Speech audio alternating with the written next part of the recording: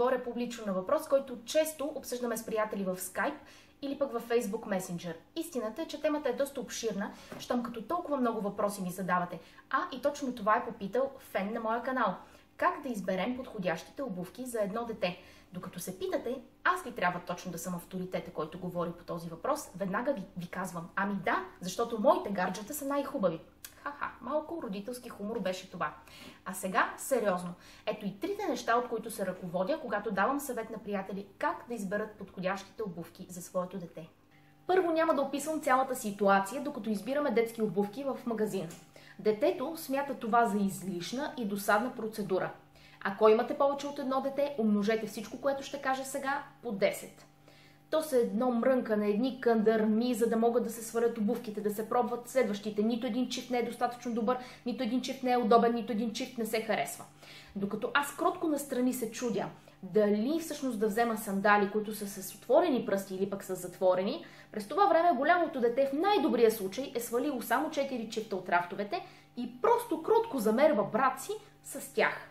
В най-добрия случай пак, брат му просто яде една от подметките на обувките, с които е бил замерян. Поради тази така описателна ситуация, с мъжа ми сме взели семейно решение да пазаруваме детски обувки само онлайн. Което пък ме навежда на мисълта да дам и най-накрая първия съвет. Да избереме точния размер на обувката е голямо предизвикателство, както знаят опитните родители. 99% от децата свиват предните пръстчета, когато мерят нова обувка. 100% от децата не могат да преценят дали обувката е удобна или пък не е. Добрите производители ще ви дадат шаблон, на който да наложите крака и да измерите правилния номер. Ако обаче не разполагате с такъв, просто извадете стелката от обувката, наложете я на стъпалото и така ще видите дали всъщност това е правилният размер за вашето дете. Дали да купите обувки втора ръка или не? Знам колко е изкушаващо, когато децата се превърнат в една трошачка на пари. Само след месец дрехите са вече окасели, а обувките не могат да изкарат един сезон. Особено ако мълчуганът има по-голям брат или сестра, винаги сме се замислили дали да му дадем да износи обувките, които са почти като нови.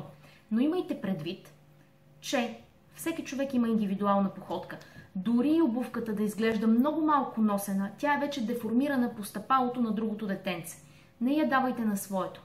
Третия важен съвет, който мога да ви дам, е да имате предвид, че децата извършват много повече дейности с един чифт обувки, отколкото ние възрастните.